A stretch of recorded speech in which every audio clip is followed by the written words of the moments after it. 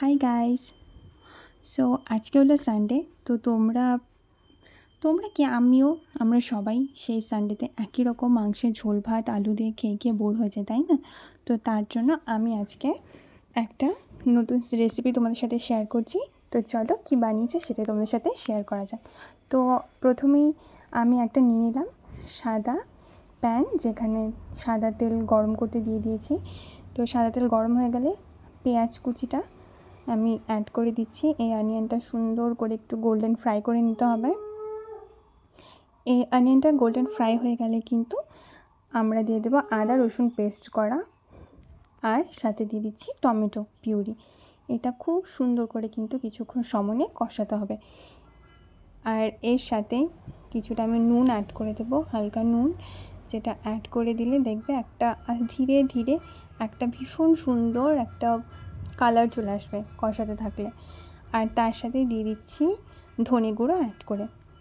ঠিক আছে, ধনে গুঁড়ো অ্যাড করাতে আর সাথে দিচ্ছি কাশ্মীরি লঙ্কার গুঁড়ো।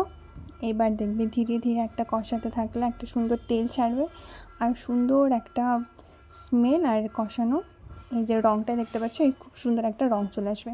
এবার কিন্তু আমাদেরকে যখনই দেখবে কষানো হয়ে গেছে তখনই আমাদের চিকেনটা অ্যাড করে দেবো। এই চিকেনটা কিন্তু আগের থেকেই নুন হলুদ সর্ষের তেল এসব দিয়ে ম্যারিনেট করা, শুকনো লঙ্কার গুঁড়ো দিয়ে ম্যারিনেট করা ছিল, সেটাকে কিন্তু আমি এবার চাপিয়ে দিলাম। এবার এটা খুব সুন্দর করে নাড়িয়ে নেওয়ার পরে আমরা এর সাথে টক দই লাগবে, আমাদের কাছে টক দই। তো সেই টক দইটাকে কিন্তু আমাদেরকে অ্যাড করে দিতে হবে। আর তার সাথে জিরে গুঁড়োটাও কিন্তু আমি এখানে দিয়ে দিচ্ছি, দেখতেই পাচ্ছ।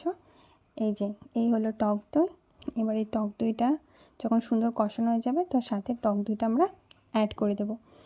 এবার টক দইটা দেওয়ার পরে দেখছো ভীষণ সুন্দর কষিয়ে আসছে, দেখো কালারটাও ভীষণ সুন্দর লাগছে।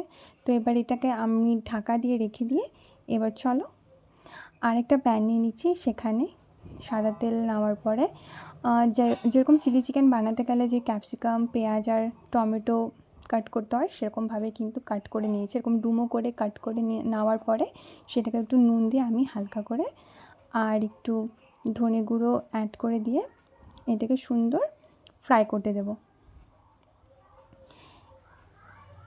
এই যে ধনে গুঁড়ো অ্যাড করে দিলাম। এবার খুব সুন্দর করে হালকা যখন এটাও দেখবে সফট হয়ে আসছে, এই জিনিসটাকে কিন্তু আমরা যে কড়াইতে সেটা যে আমরা খুব সুন্দর করে যে ঢাকা দিয়ে রেখেছি কড়াইটাতে যে মাংসটাকে কষানোর জন্য, তো সেই যে কড়াইতে যে মাংস রান্না হচ্ছে এই জিনিসটি আবার সেখানে কিন্তু অ্যাড হবে। এই যে দেখো খুব সুন্দর করে দেখো একটা দারুণ স্মেল বেরোচ্ছিলো যখন আমি এটা বানাচ্ছিলাম। এখন তো আমি এডিটিং করছি, তো ভীষণই সুন্দর একটা কালার এডিটিং হয়ে গেছে দেখো।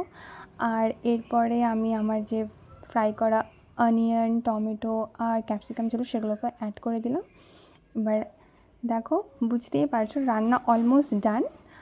ভীষণই ইজি একটা সুন্দর রেসিপি। এই রেসিপিটা তোমরা তোমরা যদি তোমরা ফ্রাইড রাইস বানাও বা পোলাও রান্না করো বা ভাতের সাথেও বা নানের সাথেও দারুণ সুন্দর জমে যাবে একদম।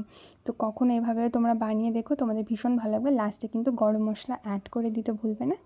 এটা দেওয়া হয়ে গেলে বুঝে যাবে তোমাদের রান্না কমপ্লিট। দেখো খুব সুন্দর একটা গ্রেভি চলে আসছে।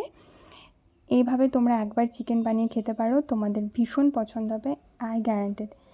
সো এই ছিল আমার সানডের রান্না। তোমরা কে কী খেলে আমাকে কমেন্ট করে জানিও, আর তোমাদের রেসিপিটা কেমন লাগলো সেটাও জানাতে ভুলবে না। যদি তোমাদের এরকম আরও ভিডিও দেখতে পছন্দ হয় তাহলে আমাকে লাইক কমেন্ট করে জানিও। ওকে বাই গাইস, আর আমাকে সাবস্ক্রাইব করতে কিন্তু একদমই ভুলবে না। Okay bye, have a nice day and happy Sunday, by.